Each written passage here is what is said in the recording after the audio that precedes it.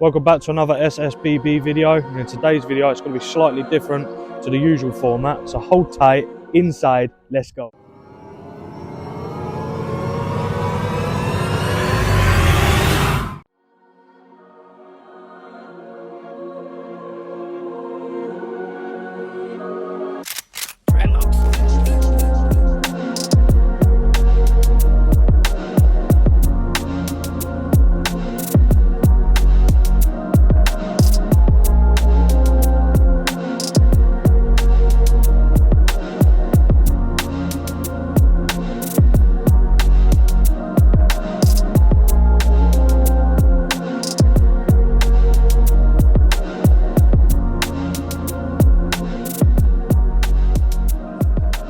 We're here at RELIK EV. This is Jamie and I'm Jay. So what is it that you actually do here then, Jamie?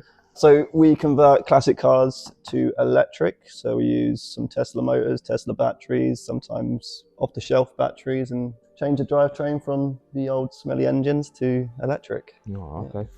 And what's the benefits of actually doing that then? So the benefits is unreliability from the previous petrol engines to extreme reliability. A lot faster, a lot smoother to drive, just everything kind of upgrades with it. You don't get the noise of the engine, which is some people's downside of converting, but everything else is just 10 times better. Yeah, no, I can agree with that. Yeah, 100%. Amount of times I go over to my Peugeot and I have to try and start it up, and yeah, it's a painful experience. So yeah, I can 100% agree with why most people actually do want to convert over, but you lose the noise. Yeah, that's definitely one of the downsides. You're going to have to wire up some speakers or something and get some fake noises going on. Yeah, it's a difficult one because say in the Porsche over there, that's around 300 brake horsepower with a Tesla small drive unit. So you'd think you'd miss the noise until you put your foot down. Yeah, so you can hear the motor whir up, and it does sound still really fun. But yeah, the speed and the power and just everything about it, you still get a smile on your face, even if you're missing the noise. Yeah, with the G-forces and the old head pulls. Yeah. I bet it's actually quicker than the original lump that come out of it. Massively. It's instant torque, so you put your foot down and it just goes. And I mean, there's a few times we put our foot down in it because, again, we try not to drive it too fast, but you have to test it. Yeah, you've got to test it. And it just absolutely flies. And I mean, 300 brake horsepower doesn't sound like a lot, but because the car weighs absolutely nothing. And not only that, it might only be 300 horsepower, but what's the torques? Well, it's 220 kilowatts. I'll have to double check the torque actually, because I think it. Sebastian, how many? 350. 350 Newton meters. Yeah, 350 Newton meters. So. Yeah, that's incredible. But yeah, the thing absolutely flies. It's absolutely, because again, being 500 brake horsepower, 600 brake horsepower, the 300 brake horsepower in that feels scary. You put your foot down. I try not to drive it because I really don't want to. I like driving fast cars, but it scares the crap out of me. So. Well, yeah, of course. Obviously, we're talking about figures. What sort of weight distribution are they? So, say they're 1.3 ton. Would you reckon the Porsche is about 1.3 or less? So the weight of the actual car is probably the same as it was before, maybe give or take 100 kilograms. So it's not that much more. So you're looking at around a ton. So you are looking at about 300 brake horsepower per ton. Hold up, wait a minute. 300 brake horsepower per ton. So yeah, that's incredible. That'll keep up with most things on the road. Yeah, I mean, there's not much chance of it being lost or anything. Especially with the instant torque, it's just you put your foot down, it's gone. Yeah, I can understand that. No power to weight is a big, it's a big flex, I suppose, in the car scene. Like when you're coming up against, say, a new converted BMW that's come out and they're 1.6, 1.7 ton and they're 300 brake and people think they're a fast car. And then you go and get in the Porsche, for instance, that's been converted, it's going to gap it by a long shot. So yeah, but you also get, so because it's a classic car, there's no power steering, there's nothing. The only thing connecting to the road is you're the proper driver. Yeah, you feel everything, and it feels amazing. I mean, we'll have to take it out after just to have a quick drive around. Cool. Yeah, I'll be up for that. Absolutely love it. I've never been in an electric car, so no, that would be interesting. To be, I was gonna say, like we've got an electric car, but it's nothing like any of these. Like, yeah, you'll break my electric car virginity today. Yeah. So, what's the sort of price range that you guys would convert? Price range, so it starts at around 25 plus VAT. So say, for example, that Fiat 500 here. We've got Fiat Yep. 500 Jolly. Yep. That's around 25 plus VAT, but that's a very small conversion. Yep. Same with the Cortina over there. It's got a Hyper 9 motor. That one's only actually got 5 Tesla batteries in it, so it's a pretty basic conversion. Yep. Still about 120. It's 120 kilowatt the actual motor, so around 140 brake horsepower. So definitely adds some power to the original car. Yeah. But again, that was around 25 to 30k. The Porsche, you're looking more around 50,000, but then that's got a Tesla small drive unit in it. It's got 41 kilowatt hour battery pack, so you can do about 150, 160 miles, like real world miles. But it's also got fast charging, so Yeah, you if can. you're gonna, you can go on a long drive and you can pull over in the services. Yeah, you can recharge it in an Charge hour. up. So I mean, I'm guessing that just plugs straight into a normal Tesla recharging unit because it's a Tesla. So it's still not going to be plugged into the superchargers. I mean, you'd have to get an adapter for that, I Yeah. believe. I'm not too sure about the Tesla superchargers, but all the other fast charging networks in the UK, absolutely no problem. Plug it in, you get 70 kilowatt fast charging. So again, that's a 41 kilowatt hour pack. Yeah. So 70 kilowatts isn't over an hour, so under an hour full charge. Yeah. So on the 25 grand packages, so your Cortina, what's the rough charge times for those? So I believe those ones actually, so it depends what kind of charger you go for. So you can either have a 3.3 kilowatt charger or a 6.6 kilowatt charger. And they're obviously just home chargers you can plug into the wall. Right. But so 7 kilowatt will charge a 7 kilowatts over the hour. Yeah.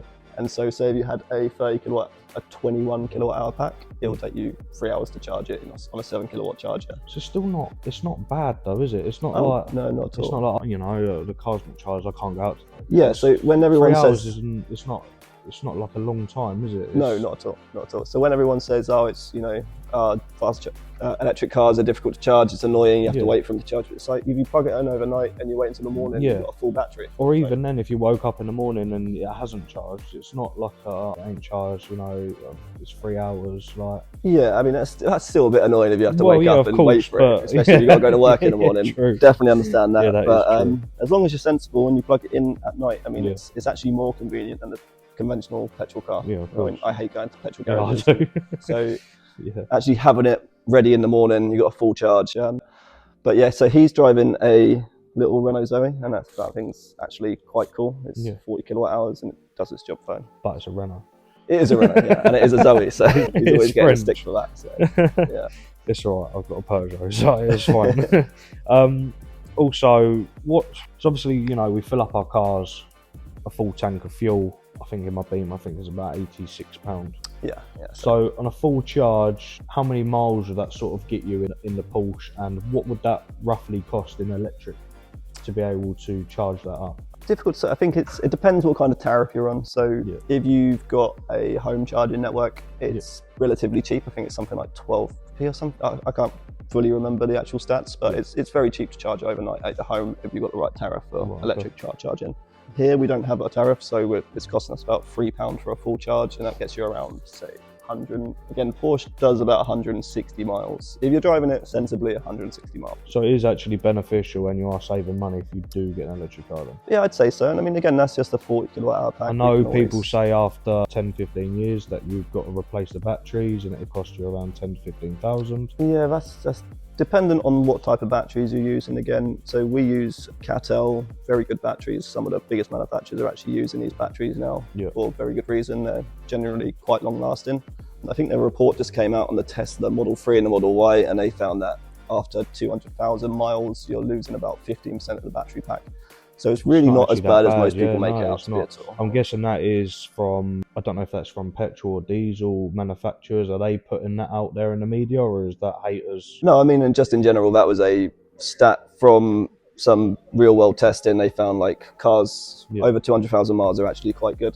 I don't know, I think it's majority of the people who are just against electric cars, they're probably saying all these things. And it's understandable. I think when electric cars first came out, we had a lot of these Renault vans and all these really crappy electric cars. And that kind of ruined the industry because all of this information was coming out, and it's like, it was fair point because most of these cars sucked. And so but at the same time, when you look at when petrol and diesel cars come out, what were they like? Do you know what I mean? Like when the Ford Model Ts come out, you know, they weren't reliable, was they? So at the same time, we're coming into new technologies and we're testing them out. So when electric's coming out, yeah, there is going to be design faults, there is going to be issues along the way, but that only becomes better over time. Yeah, it's definitely not something that's like overnight it's going to be perfect. Not. 100%. I mean, it's a difficult one because we've only had electric cars, real world electric cars, for what, 20 years. I mean, don't get me wrong, the first cars were electric, really, yeah. but we've only started getting the infrastructure built and cars actually becoming electric. And I mean, I was at a Hyundai dealership the other day, and some of their electric cars are phenomenal. They're really, really good, and I think they've just released a new tiny car with 40 kilowatt hour packs. It's actually a really good little car. What does that sort of cost as coming out of the factory? That was quite cheap, I believe. I think it was like 24k, which isn't too bad for that. Yeah, that is mental. Yeah. But I suppose with you guys here, you're making something cool electric, so yeah, don't get me wrong. I still won't. That's the benefit, isn't it? Like, I'm not going to go out and buy a brand new electric car, no, because most of them, even though they're still cool, because some of them are getting cooler, still pretty crap, except for the BYDs. I like the BYDs. They're pretty nice. But yeah, if it was my choice, I'd go and buy a classic car and I'd convert it to electric and be my car. You get the luxury of driving it, plus looking at it as well. Right? Yeah, exactly. Most modern.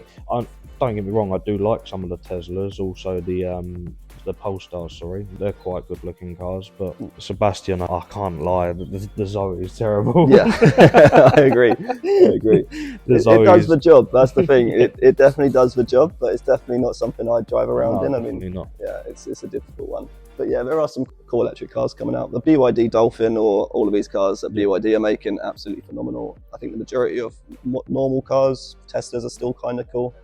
But the majority of like VW Golf, VW ID3s, ID4s, all that stuff, I think they're kind of boring, not very cool. I think the BMW i3 and the i7 were pretty cool. Yeah. But again, if I had the choice, it's going out buying a Porsche. Yeah, I think that would be all of our choices, wouldn't it? Yeah, exactly. I mean, I think the Taycan, is it the Taycan, the electric Porsche? They had some stick. Yeah, very fast. What are they, like 800-900 horsepower? Something like that, yeah. That's incredible. I think they get quite a lot of stick. I think the batteries aren't very good in those, so it's, again, it's all right when you're going fast. And you don't mind so much.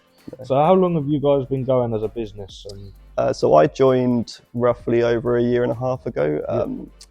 So originally, again, like we were speaking about earlier, but so Mark was the original creator of RELIK, and unfortunately he decided to leave, so that left me and Sebastian to take over the business. And so we've been running it now for about, well, since November, so 6-7 months or something like that, not very long. But we've kind of turned things around, changed it all around, just changed how we're building the cars, overall made the design and the build quality a lot better than it used to be. And yeah, we're trying to get more customers and trying to build up business as much it's trying to push you out there, I suppose, and that is the whole purpose of us making the video. It helps us out with content, but it also helps promote your business. So yeah, we thank you for that. Yeah, no problem. No, we're a small YouTube channel and we are growing. It's the same as you guys, you're growing. So if we can help each other out and push each other's content, I think that would be, it's great, isn't it? Yeah, no, it's been great to have you guys down there. Yeah, no, thank you for the interview, Jamie. Yeah, no problem. Thanks for watching, guys. Hope you enjoyed. It's a bit of a different format today. I feel like this is the right content to be pushing out to you guys and promoting, and promote local businesses, because that is the winner. Thank you, guys. Right, nice one, Jamie. Now we can relax. Yeah. Steady. Jesus. To another SSB video. Done it again. 28,000. So before you even started conversion, it's 28,000 just for the battery.